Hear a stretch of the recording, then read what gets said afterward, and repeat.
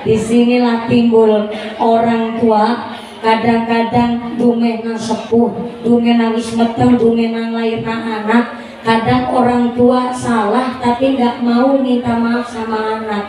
Berarti wong tua kadang banyak yang gengsi. Itu gengsinya orang tua. Ada gengsinya masyarakat. Naik duit belanjane maring Alfamart, tapi kalau utang nembungnya di warungnya kanggane.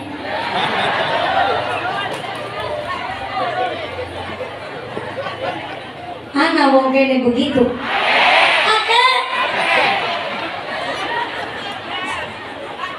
Ngaji malah merasa ditanyane.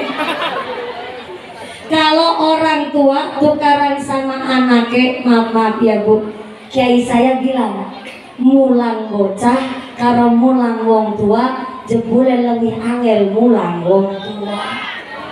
Soalnya maaf, entu teh bocah karo entu teh wong tua monine beda. Betulan. Maaf ya, entu teh bocah monine saru. Monine saru ora sengaja bocah kepentut nang ngarepe ibune. Ibune ngejawab sembarangan.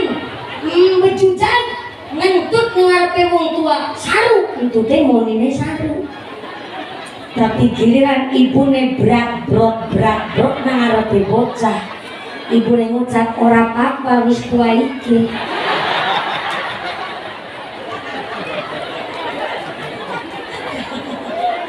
Ayo ngaku apa ora? Baru kali ini ada orang tua gak gengsi mengakui salahnya secara berjamaah. Mulang bocah karo mulang wong tua beda. Karena ternyata lewangnya mulang wong tua. Maka maaf, harusnya kita orang tua yang sudah hamil dan melahirkan anak, ucapannya niku memang mustajabah. Dongane wong tua niku mustajabah kanggo anake. Sebab napa tirakatnya orang tua. Pirsani bapak-bapak, ya Allah, mulana suka urip ireng-ireng kabeh.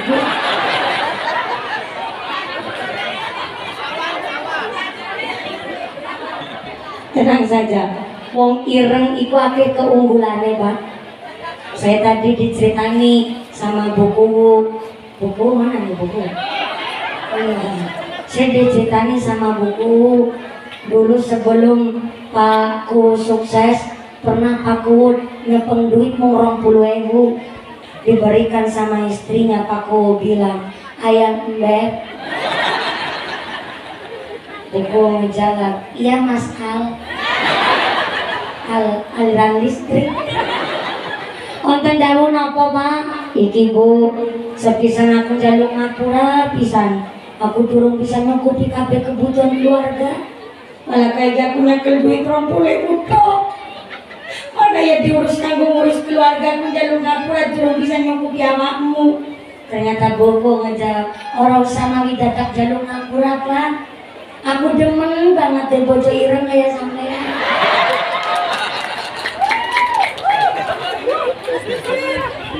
Waktu ngejawab, hah, di bojo ireng bangga Pak. Soalnya wong ireng Pak itu unggulannya. Sepisan keunggulannya wong ireng ketahan lama.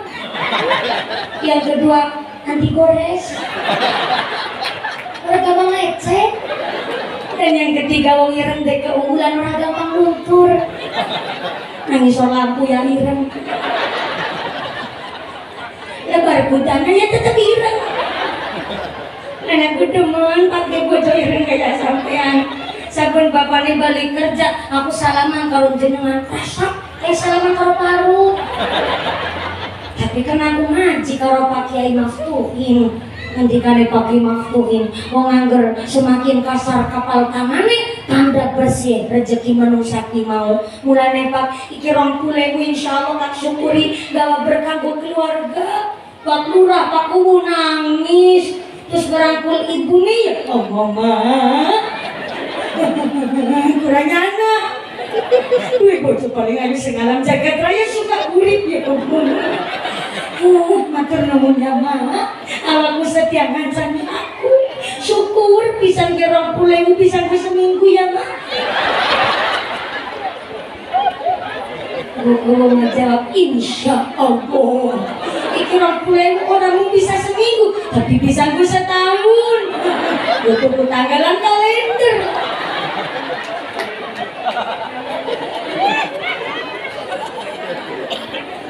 Di balik Pak Camat, Pak Ketua PDAM, Pak Kiai, Pak Kuwu, Pak Ahli Staf Pemerintahan dan Hukum Kabupaten Indramayu, pasti di balik suami-suami sukses ada istri-istri yang luar biasa. Istri aja, jangan istri-istri. Kalau istri sih berarti banyak istrinya. Pasti ada istri yang doanya mustajabah. Bayangkan Pak, ibu rumah tangga tirakatnya luwih ketimbang wong lanang.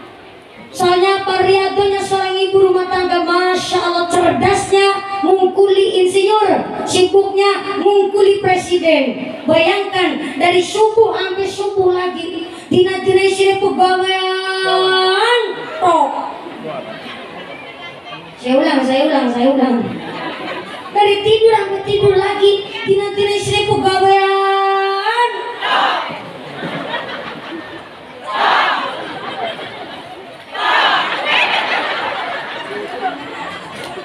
Jangan gugupan, mau sampai bawah juga belum takok. Bayangkan seorang ibu rumah tangga Pak, setahun anaknya papa. Ya lagi kucing apa marmut. Anak sing gede digendong orang geger, anak sing cilik digendong orang ngarep. Bisa geger yang gendong, weteng yang gendong, sikile bisa karo ngepel lantai, gasruk. Bisa tangannya karo ngerajang motongin bawang.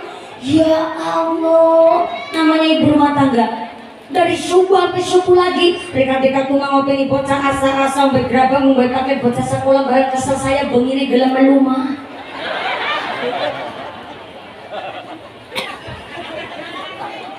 Dari mulai habis subuh ngedusi bocah, ngelambeli bocah, gelang bocah, anak diantar ke sekolah, anak di sekolah, ibu di rumah, ya nyuci, ya ngepel, ya masak, ya liwat, ya jemur pakaian, zuhur baru selesai rampung. Habis sholat zuhur, qailullah, istirahat, wae turunan ngaso. Suami pulang dari kantor Kuala Lumpur.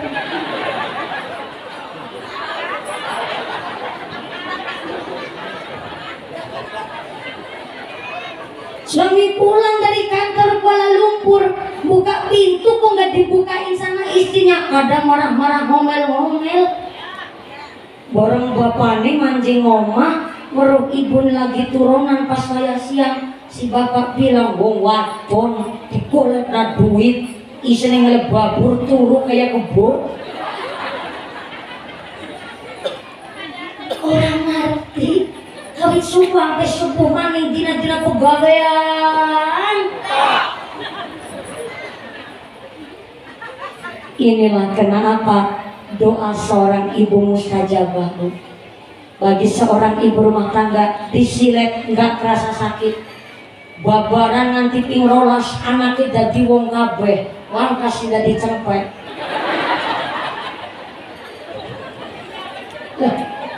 Wong lahiran kan taruhannya nyawa Bu. Menurut seorang ibu, babaran gak kerasa sakit, karena yang paling sakit adalah ketika disentak oleh suaminya dan digentak oleh sang anak. Sakitnya luar biasa. Anak bentak ibune, masya Allah, sang ibu udah kerasa-rasanya kiamat. Langit arep runtuh, gondok-gondok gedenya sekapan nang telang kene. Nangis nanti orang tuh lu gara-gara disentak nang anaknya. Wong anak dipeta tuku Lombok. Nok mana hari karung tuku Lombok. Bocah ngejawab, peta apa maning? Mikir tuku kebiri saya gitu Lombok. Dia adalah perintah. Ibu ngejawab, ya Rahman. Beranak jadi model kayak bener ya Allah. Orang rumah sani awak muna, tangan bulan 10 dina, kaki pendusulan jerawateng, barang tak lahir model kayak kowe ya Allah.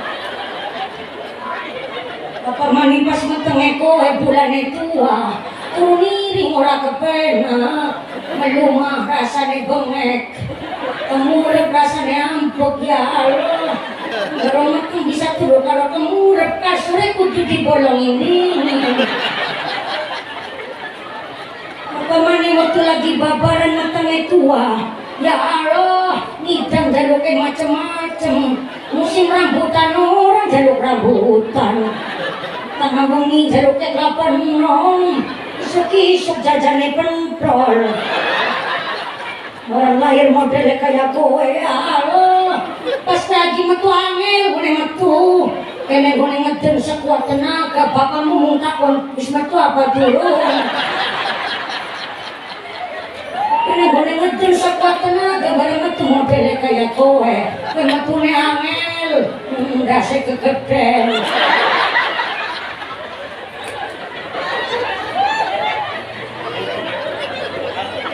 Ibrahim tuku lombok nyentak-nyentak menurut seorang ibu disilet gak kerasa lara babaran nanti pirolas sarana nyawa pun gak seberapa karena yang paling sakit dibentak nang anaknya maka kenapa doa seorang ibu itu mustajabah tapi kemudian di zaman kita sekarang pertanyaannya kalau memang doa orang tua mustajabah pernah apa enggak ibu ngomongnya anak dibantah karo anaknya pernah sering mari kita introspeksi diri kalau doa orang tua mustajabah tapi ngomongin anaknya kok dibantah anaknya mungkin kita wong tua kurang tirakat mungkin kita orang tua kurang riadohnya mungkin kita wong tua kurang jaga sholatnya mungkin kita wong tua kurang boleh puasa bahkan puasa ketone anak dipuasain nanggung tua karena ternyata yang namanya seorang anak Masya Allah peniru yang handal kepada orang tuanya maka ternyata nek anak diomongin nanggung tua kok nanti bantah maaf punten mungkin kita kurang tirakate mungkin kita kurang riadohnya maka hari ini Bu harus kita saksikan bersama Masjid Al-Ikhlas pemuda ikatan remaja Masjid Al-Ikhlas semangatnya luar biasa tadi yang baju hijau-hijau mana ini terus lagi pada umpetan masjid adalah tempat terbaik untuk membentuk karakter anak kok biasa manggon nang masjid dari segi pakaiannya saja mesti tertata maaf nih preman sak preman awake kubak tato lengan kanan tatone gambar kakek lengan kiri tatone gambar kadal dadane tato gambar sapi wetenge tato gambar buaya misorot teng gambare tato udah senang misorot loget-loget ibu ketawain apa loget-loget namanya ular yang main perkara loget-loget awake kubak tato tapi ternyata diparingi hidayah dia masuk ke masjid walaupun awake kebek tato pasti pakaiannya menyesuaikan minimal pakai celana panjang minimal pakai kemeja dia masuk ke dalam masjid masjid adalah tempat terbaik untuk membentuk karakter anak saya belum pernah dapat laporan dari Pak Kapolsek habis mengamankan tawuran antar remaja masjid nggak ada loh oh ya keprok lagi nggak apa-apa silakan masjid tempat terbaik untuk membentuk karakter anak nih contoh rebana ikatan remaja masjid musolahnya dari segi pakaiannya saja sudah menggambarkan karakter pemuda Islam maaf punten non sewu kemarin di Citayam Fashion Week yang dibubarkan oleh pemerintah karena ternyata awal mulanya niatnya bagus Pak Camat karena untuk promosi UMKM agar produk di dalam negeri laku dibeli oleh warga Indonesia cuma cara promosinya yang salah bocah nom-noman yang putus sekolah punya pekerjaan cuma melanggar norma adat di Indonesia dengan cara berlenggok-lenggok layaknya model internasional cuma cara berpakaiannya salah. Bocah-bocah wadon boleh pakai baju pada kurangan bahan kabeh. Gue gunung Merapi karo gunung Merbabu ditonjol-tonjolin, gue udel bisa dicelobong udara sampai nggak pakai rok mini rok pacet, bolekan buri berempet silik buri, bolekan ngarep berempet silik ngarep, dan numpak motor kok metadak. Cara berpakaiannya kalah sama buah. Sekarang Bu, buah dipasarkan pada kelambenan.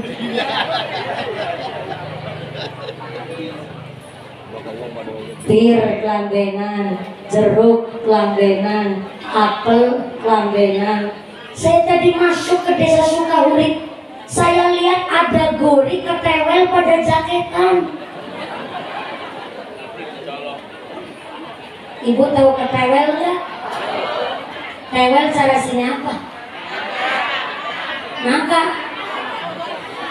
Mengkodok. Yang masih kentil namanya babal. Betul? Sekakaknya babal namanya gori. Sekakaknya gori cara Cilacap menyebutnya ketewel. Cara sini pada baik. Ya Allah, seneng banget ketemu sedulur nang kene. Sekakaknya ketewel kalau mateng baru disebut nangka. Kodok cuma nangka doang, nangka. Nah sekarang ketewel pada jaketan, ketewel Sukawuri berarti ngerti aturan. Tapi nang apa ketewel wong wadon malah ora dibrongsong. Jangan heran, sekarang banyak bayi dibuang di pinggir jalan, banyak bayi pada dibuang di alas, banyak kasus pembuangan bayi di tong sampah.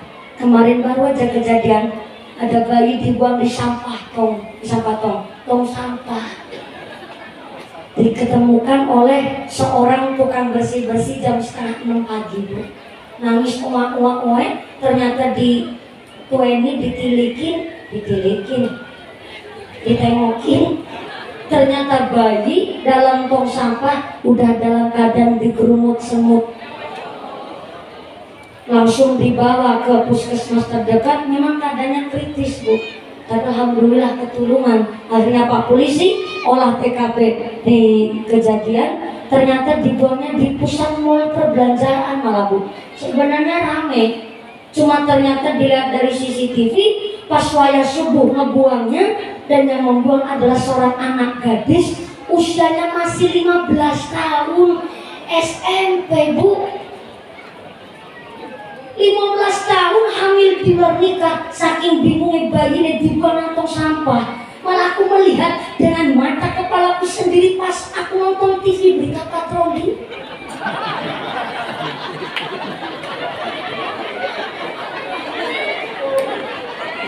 Loh, kan nggak salah saya. Orang saya melihat pakai mata kepala sendiri kan. Yang saya heran, Pak, 15 tahun kok ngerti-ngerti ini cara ngeleboken. Nah, saya yang 27 tahun tua kaplak begini masih polos-polos saja saya. Paling tahunya ya Urutul Muyun. Fatul Nizar lah paling vulgar, udah Fatul Nizar lah pokoknya. Laku 15 tahun ngerti-ngerti ini cara begituan. Itu yang saya pikir. Maka inilah kenapa masjid kita, remaja-remaja masjidnya semangat, karena masjid adalah tempat terbaik untuk membentuk karakter anak.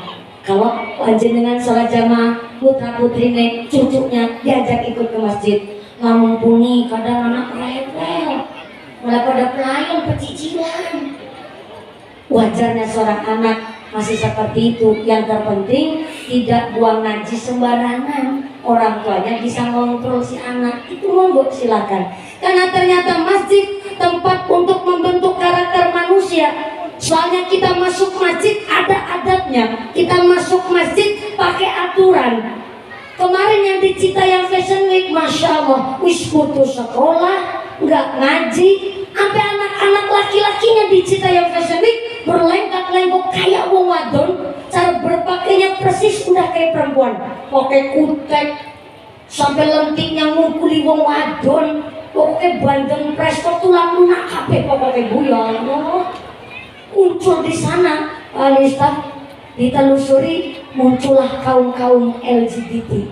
Maaf, LGBT, lesbian, gay, biseksual, dan transgender. Ada penyakit namanya lesbian, maaf, wong wadon demenan karo wong wadon. Ada lagi penyakit namanya gay, maaf, wong lanang demenan karo wong lanang. Tiba-tiba pentung-pentungan.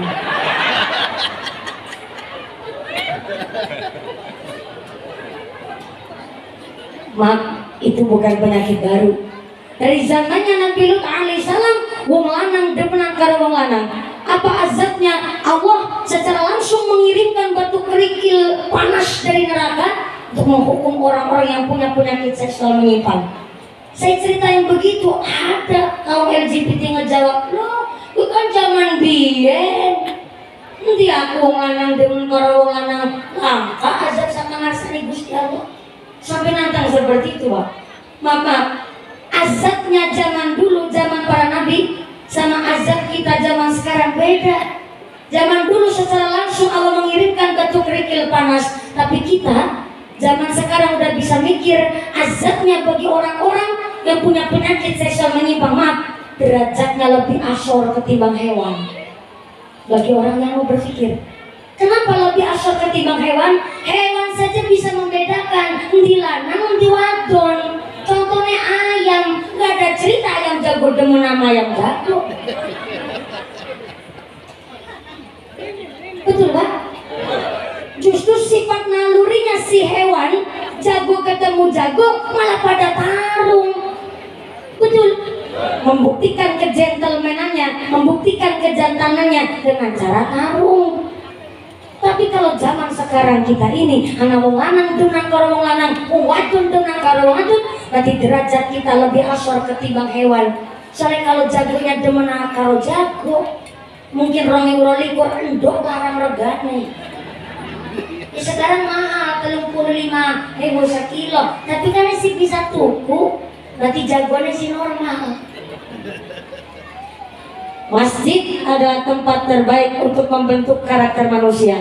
Innama ya'muru masajidallah man amana billahi wal yawmil akhir wa aqamas shalah wa ataz zakah wa lam yakhsha illallah. Orang yang memakmurkan masjid adalah orang yang beriman kepada Allah, iman kepada dina akhir, melakoni sholat, menunaikan zakat, dan yang terpenting walam yakhsha illallah. Orang wedi karo apa-apa, wedine namung dumateng Gusti. Bu, Assalamualaikum. Itu tadi surat At-Taubah ayat 18. Ternyata orang yang memakmurkan Masjid Al-Ikhlas dibagi dua. Memakmurkan dengan cara dulu ngebangun, yang kedua memakmurkan dengan cara mengisi.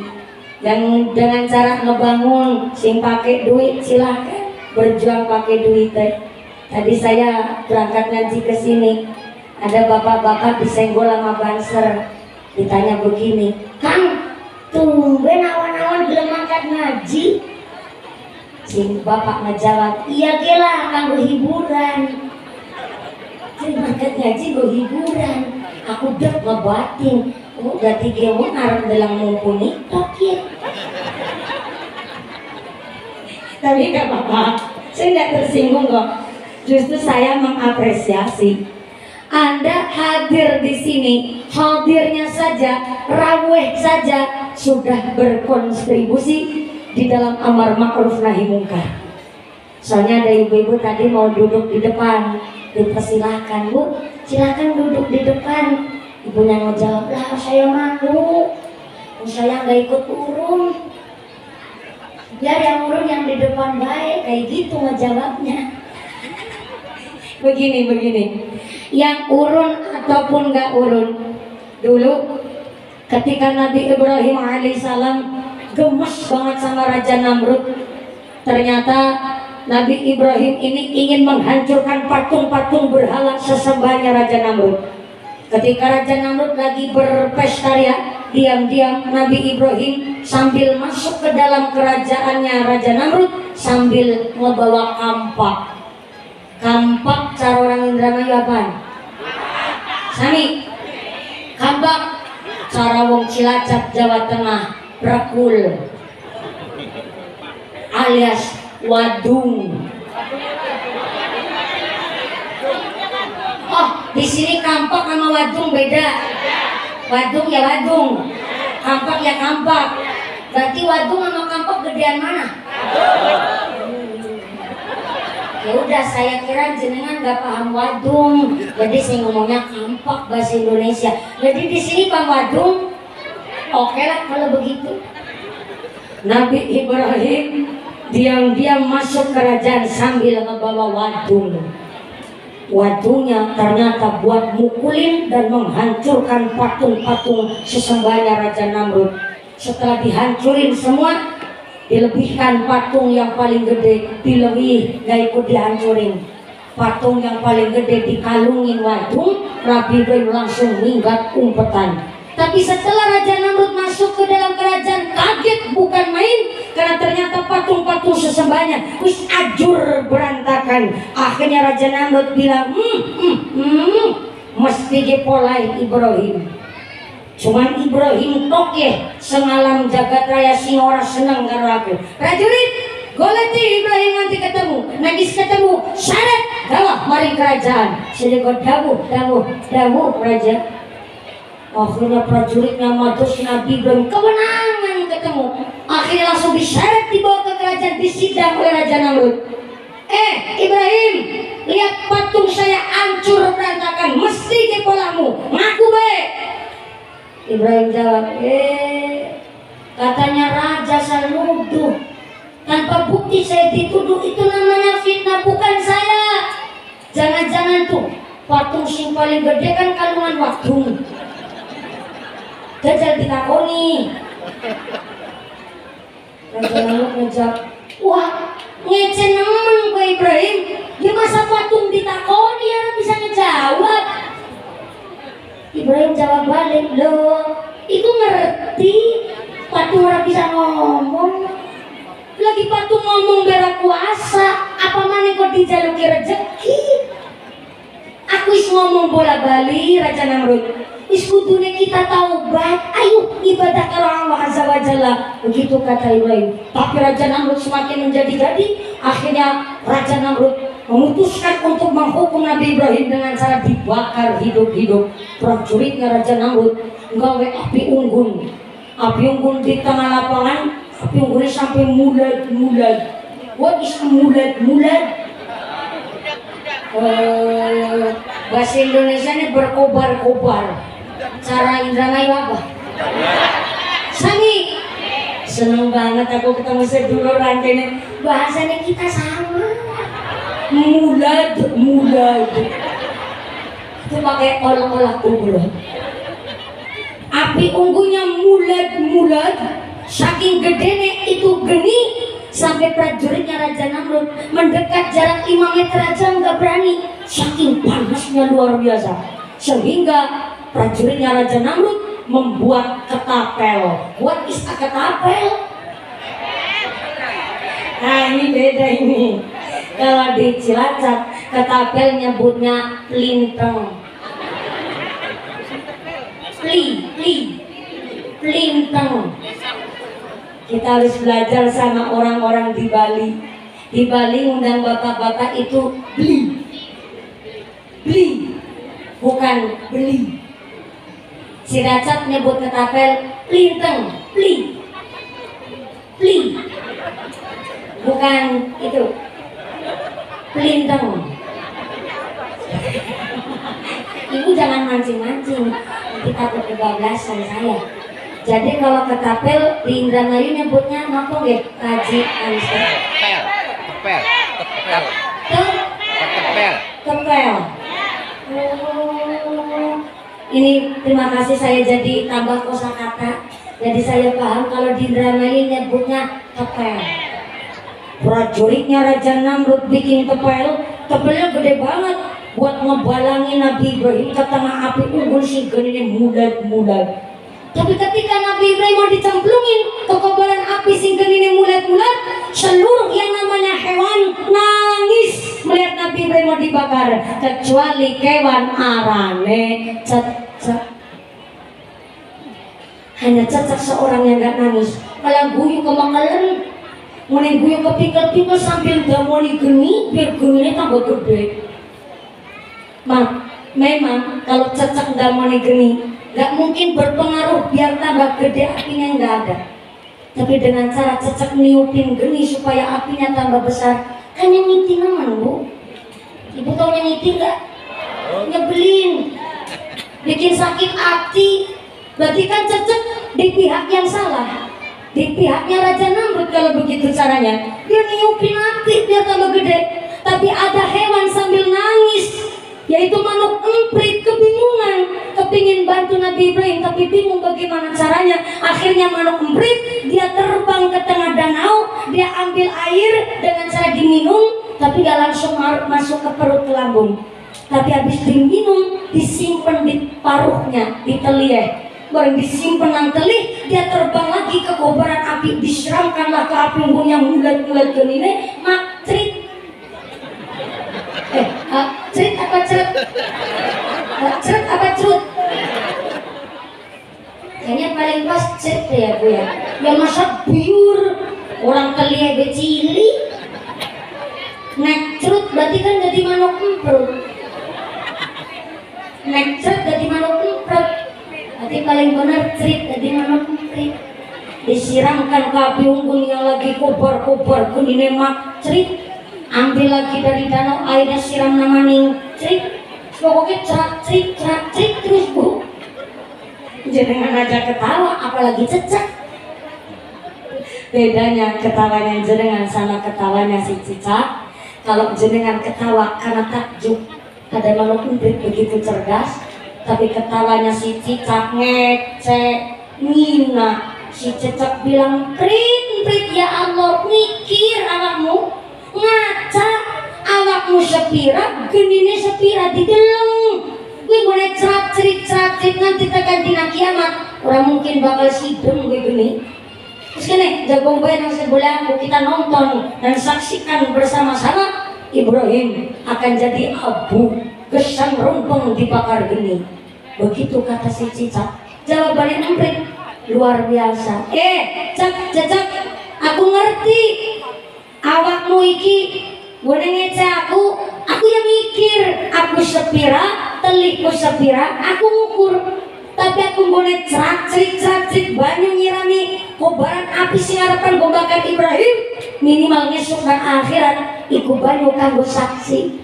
Minimal Gusti Allah paham, minimal Gusti Allah ngerti kula nang pihake sapa lan kula belani sapa. Begitu kata manuk emprit. Akhirnya Nabi Ibrahim tetap dicemplungkan ke kobaran api, tapi ternyata atas nama iman takwa dumatan Gusti Allah, Ibrahim alaihissalam tidak luka sama sekali, bahkan tidak bisa dimakan oleh kobaran api. Persis di tanggal 10 Muharram dina Asyura. Artinya saya cerita begini, kita seluruh elemen masyarakat yang hadir di sini majelis, yang urun ataupun tidak urun, hadirnya panjenengan saja sudah berkontribusi dari kamar ma'ruf nahi mungkar. Jangan sampai jadi cecek. Cecek itu bu, wis urun ora, merewangi ora, teka ora, tapi ngomongin blesak. Ada mau kene begitu? Boten, alhamdulillah ya Allah. Ada orang sukanya jadi cecek. Maaf, salah satunya kata Kanjeng Nabi, ada orang yang al-kibru minal fuqara. Maaf, wong melarat tapi sombong. Nah saya termasuk orang yang mendapatkan bundu. Bundu itu udah dibenci plus kena azab. Bahasa kitab namanya bundu. Orang yang kena bundu azabnya oleh Allah, al-kibru minal fuqara, wong miskin, wong melarat tapi sombong. Maaf punten, kalau toh di dunia ini ada sifat namanya sombong, itu hanya boleh dimiliki oleh Allah Azza wa Jalla. Tapi nek ana wong sugih kok sombong, kan nyebeli ya bu, nyebeli. Lagi wong sugih sombong be nyengiti apa maning melarat sombong. Ngapunten. Emang ada Bu wong melarat sombong? Oke. Emang kalau melarat sombong itu nyombongin apanya? Melarate. Kata si ibu, wong melarat sombong nyombongin melarate. Ya ada kejadian Bu. Ini maaf ya. Bapak Ibu, saya sebagai bendahara, besok pengajian insya Allah kita sudah terkumpul dana 40 juta.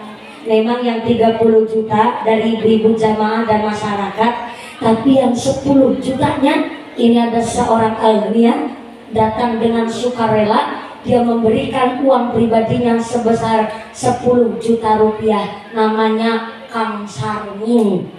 Umpama ini buat lebaran, ibu udah kadung keprok duluan.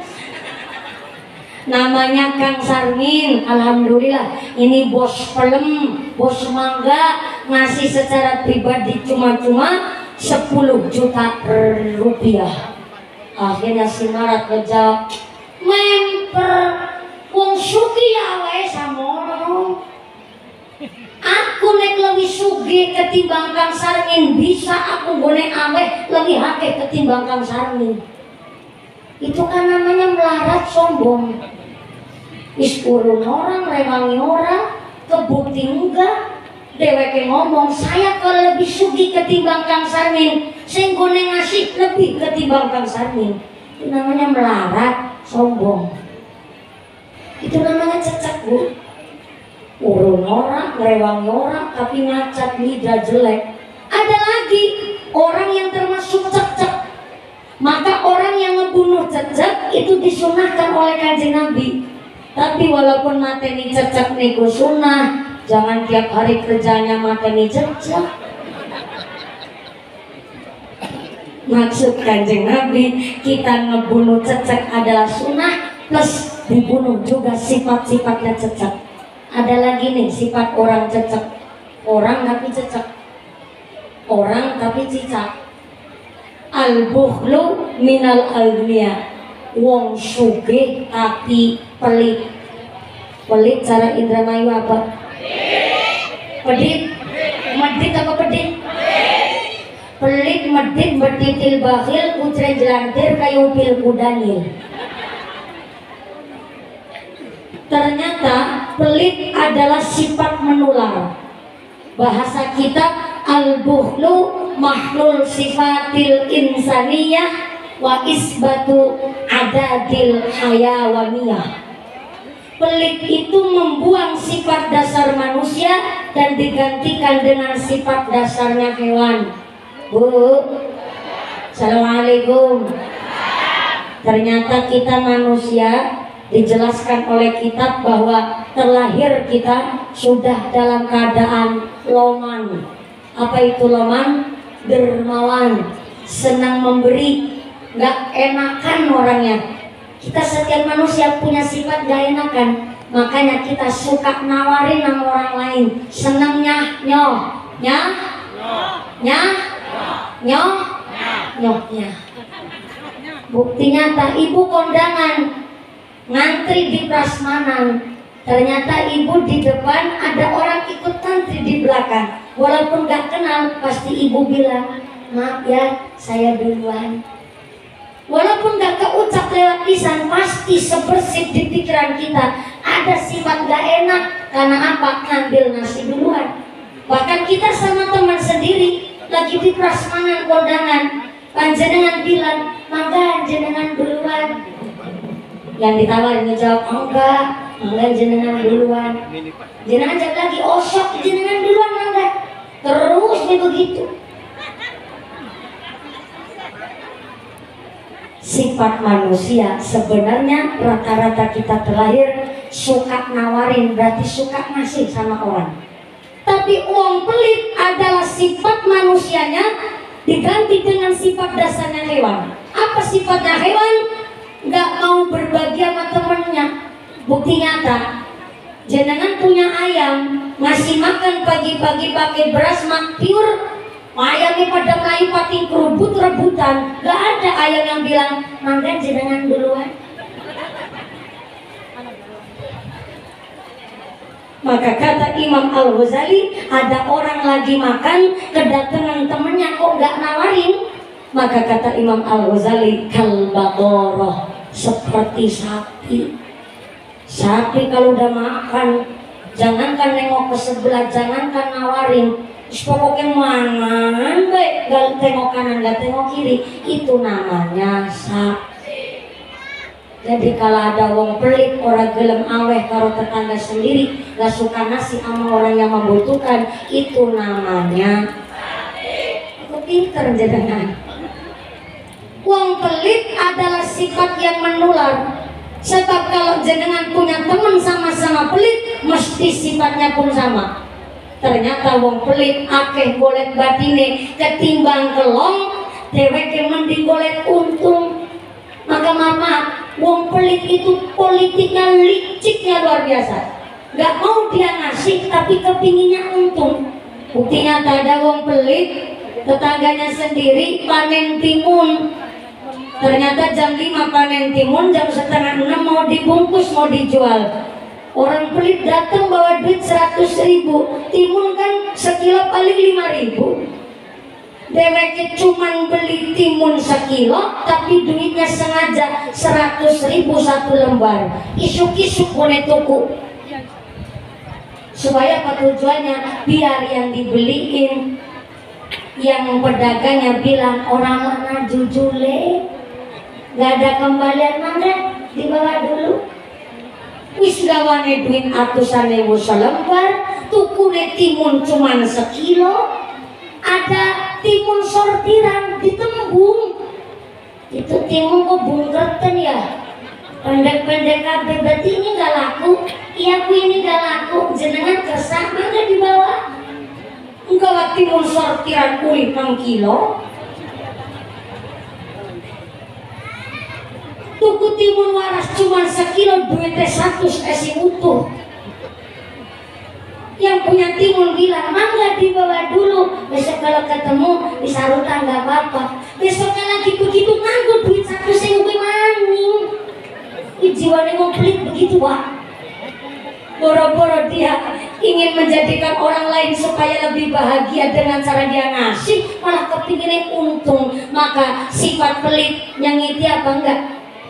Nyengiti apa enggak? Jenengan sengit karo wong pelit? Jangankan jenengan wong pelit, kalau wong pelit ini pada sengite. Maka pengajian adalah memberantas sifat-sifat pelit, sifat-sifat cicak di masyarakat. Maka yang jadi petani rajin sholat, rajin ngaji, yang jadi pedagang jangan lupa sembahyang, yang jadi RT ajak lain kalau sholat, jadi RW aja sekarang PDW, si dadi kuwu, nek ngomong kudu bisa digugu, kuwu yang cincinnya alih-alihnya sekeong-keong, yang jadi kuwu nek ngendikan kudu bisa digugu, yang jadi camat ada camat comot, camat, yang jadi polisi ngermenteng kelek neng tengah gili, hati-hati malaikat sebendetik mendalangi. Orang ibune berangkat ke pasar naik motor pakai sendal jepit ditilang.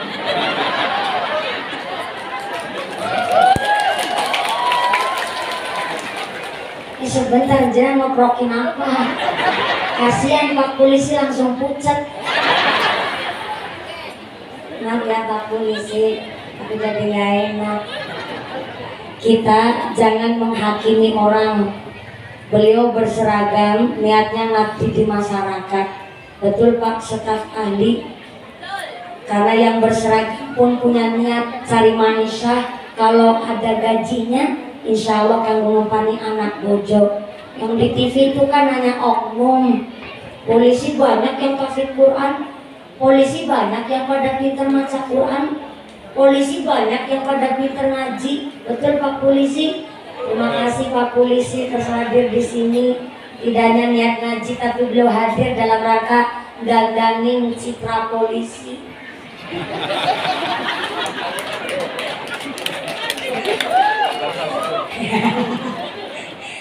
Kita nggak boleh menghakimi orang, apalagi nyebut salah satu polisi dengan sebutan oknum yang tidak bertanggung jawab. Beliau insya Allah hari ini datang dengan pangkat baloknya 3, nanti pulang langsung mawar 1.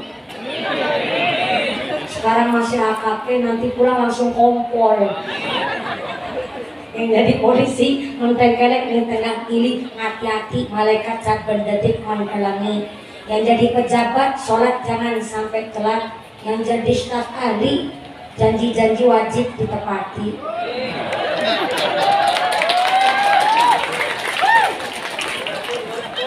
Direktur, saya nggak berani, takut disiram air.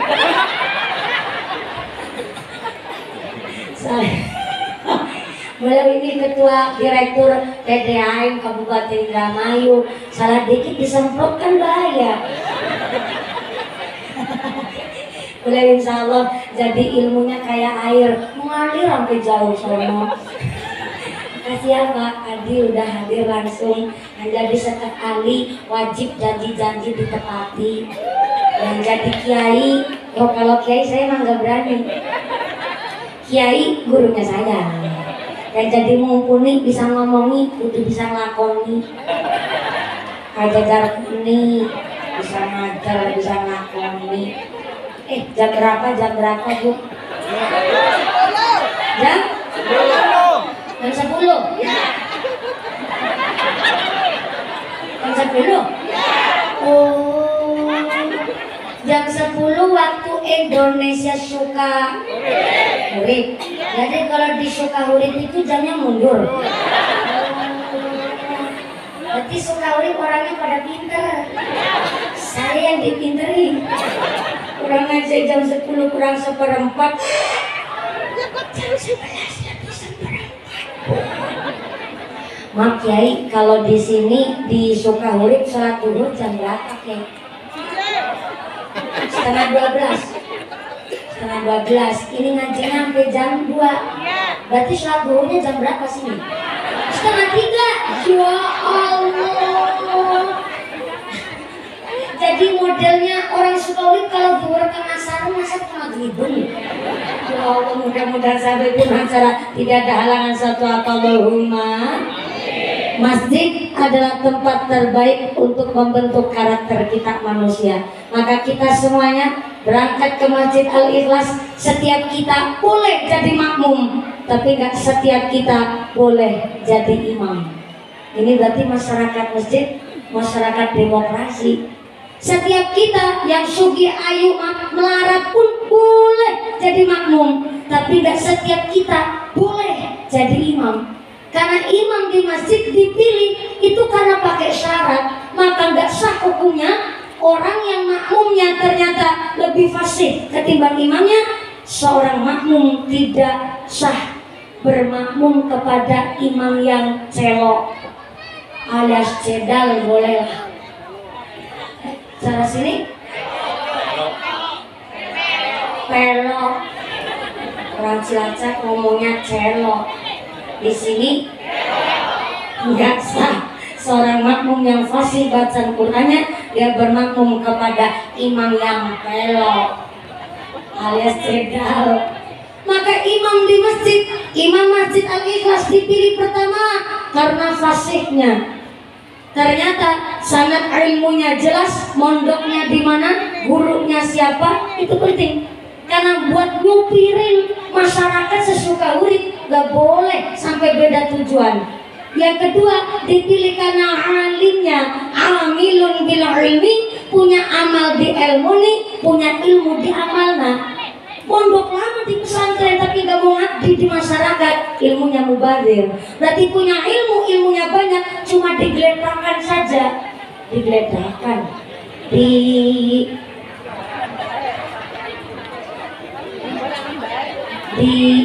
dijorkan, dibiarkan. Ya Allah, gara-gara ketemu belok jadi lupa. Punya ilmu, ilmunya dibiarkan saja, namanya mubazir. Punya ilmu buat nginterin wong, namanya magorot. Ilmu yang bisa manfaat bila dipraktikkan dengan amal dan dibuktikan dengan hidayah, maka ilmu yang bisa manfaat. Sampai imam masjid, imam sholat jamaah dipilih karena fasihnya, yang kedua karena alimnya, yang ketiga karena umurnya. Tua banget aja, kenomen banget aja. Lah imam sholat tarawih kenomen, boleh ngimami banter kalau gigi papa. Bismillahirrahmanirrahim. Alhamdulillahirrahmanirrahim. Tolong amin. Duduk. Bablas langsung salam. Makmumnya tua-tua. Terus lemu-lemu. Yang boleh ngimbangi mak gelendung. Yang tua aja bu baru sujud kepalanya mumet. Lah kok makmumnya kebanteran. Makmumnya benang betahiyat ngacuna jari telunjuk. Imamnya salam. Aku lebih salam ada di sebelah kanan, si sebelah kiri salam ada kiri, salam ada depan jadi bingung. Bisa pada sisi bener. Tua banget aja, kenaman banget aja. Lah imam sholat tarawih umur 70 tahun. Bismillahirrahmanirrahim. Alhamdulillahi rabbil alamin. Ar-Rahmanir-Rahim. Setengah 11 bunyi negara rampung. Kenomen banget aja, ketuan banget aja. Imam sholat jamaah dipilih karena alimnya, karena umurnya, karena fasihnya, dan yang keempat tentu karena tuhibbul ru'yah. Saya ulang. Tuhibbul ru'yah. Mana imam sholat jamaah yang paling disenangi oleh masyarakat? Kalau ada imam sholat kok disenangi, disukai oleh tetangga lingkungan, berarti tidak hanya fasih secara bacaan Qur'annya, tapi fasih dalam kelakuan sehari-harinya. Maka yang jadi direktur PDAM, yang jadi camat, jadi PU, yang jadi staf ahli, yang jadi pejabat pun harus menjadi pejabat yang tuhibbul ru'yah, yang dicintai oleh masyarakat, yang disukai oleh tetangga lingkungan. Kalau ada pejabat yang disukai oleh tetangga lingkungan, berarti tidak hanya bisa memimpin, tapi mampu menjadikan contoh teladan bagi masyarakat. Amin Allahumma. Ya, tepuk tangan dulu nggak apa-apa. Ini udah jam 11 lebih bu.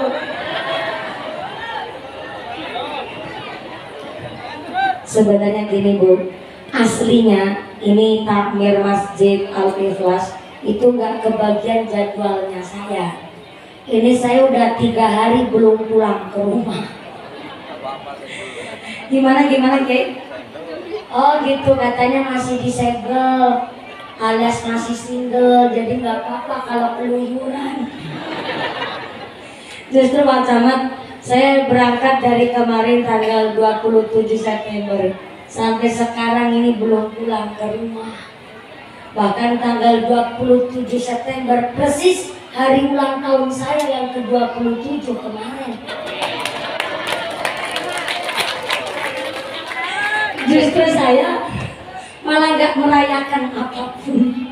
Saya malah berangkat ke pengajian, dan di pengajian yang saya tuju persis dari ulang tahun itu malah daerah pelosok Gunung Minang-Minung. Di sana gunung, di sini gunung, ketemunya malah pada bingung bu. Kalau saya niatnya ini niat artis, ataupun saya niatnya foya-foya ura-ura, saya niatkan saya ulang tahun, apalagi cantik banget tuh tanggal 27 September ulang tahun yang ke-27. Tapi saya mikir ya, kalau saya ulang tahun dirayakan udah maju hari maju tua. 27 tahun masih nong aku udah tua. Masih nong. Makasih. Saya gak minta apapun dari orang tua saya, bahkan saya pulang pengajian malam 27-nya saya kaget di rumah malah banyak kue, macem-macem kue. Entah kue dari mana itu saya juga nggak tahu. Malah saya sampai hari ini belum sempat tiup lilinnya enggak, motong tumpengnya juga enggak. Saya cuma kalau sholat itu saya cuma mengucap begini, ya Allah, paringilah bapak mamaki kula urip barokah, kakang mbak yune kula urip barokah, adik-adine kula urip barokah. Saya terus baru doain diri saya sendiri, dan moga-moga aku urip si barokah. Zikir sholawat wajib, harus ketika lebar sholat. Tapi saya kalau doa nggak minta macam-macam, cuma kepingin urip barokah. Akhirnya nggak diminta, malah dikasih sama Gusti Allah. Itu yang saya pikir. Sampai hari ini saya datang di sini, sebenarnya saya nggak minta. Tapi wasilah panitia saya didatangkan di sini, malah ketemu juga sama Pak Camat beserta istri. Istrinya ada Pak Camat. Oh iya, Bu Camat dari tadi lenceng kagak tahu. Pak Staf Ali, alhamdulillah. Kalau Pak Staf Ali hari ini bujang ya? Oh iya, hari ini bujang. Nah nanti kalau pulang ke rumah udah beda status lagi. Alhamdulillah. Saya kepanggil sama masyarakat Sukaurip KB wonten ing mriki. Maka saya nggak minta, tapi Allah ngasih. Sampai saya bilang, saya baru lulus S1 ya Allah. Kepingin sebenarnya malah mau ngucap nggak pas lagi doa. Lagi pulang pengajian, gara-gara di pengajian ada orang nyebut saya pakai titel SPDILC. Tuh buatin aku uli sekangan di itu titelan LC ini barang. Mama kalau LC itu kayaknya rata-rata lulusan dari Kairo, dari Mesir. Dan mohon maaf kalau LC itu belum legal di Indonesia. Betul ya, belum legal itu kalau status LC. Cuma memang lulusan dari Kairo ataupun luar negeri. LC itu kalau nggak salah lisensi. Betul, lisensi. Nah saya kaget ini titel kok malah SPDILC. Dek, saya ngebatin. Saya baru lulus S1, fakultas saya fakultas dakwah, jurusan saya bimbingan konseling Islam. Saya lulusan dari Universitas Sarifuddin Suri Purwokerto. Dan saya ucap, saya kepengen lanjut kalau begini ya Allah, biar orang nggak salah nyebut titel. Saya juga nggak penting amat masalah titel. Cuma gara-gara disebut SPDILC, saya kepingin lanjut S2 ya Allah. Saya ngucap begitu. Kemarin tanggal 26 September, rektor saya telepon, Romo Kiai Haji Rokib dari Universitas Sarifuddin Suri, ditelepon. Mumpuni tiap hari kan ngabdi di masyarakat. Ya walaupun dapat duit bisa tapi kan ya tetap ngabdi ya Mumpuni. Iya, begini Mumpuni, saya anugerahkan Mumpuni, silakan Mumpuni dapat program S2 beasiswa di kampus kami Universitas Sarifuddin Suri. Begitu bilangnya rektor saya. Makanya kemarin saya nggak potong tumpeng, udah dipotong duluan sama rektor saya. Soalnya saya dapat kabar saya dapat program beasiswa S2. Ini adalah hadiah terindah saya di tanggal yang cantik dan tahun yang cantik. Ini ku pitulik September, umur saya pitulik per tahun. Cuma belum ada yang ngasih dosarung isi-isinya Bu.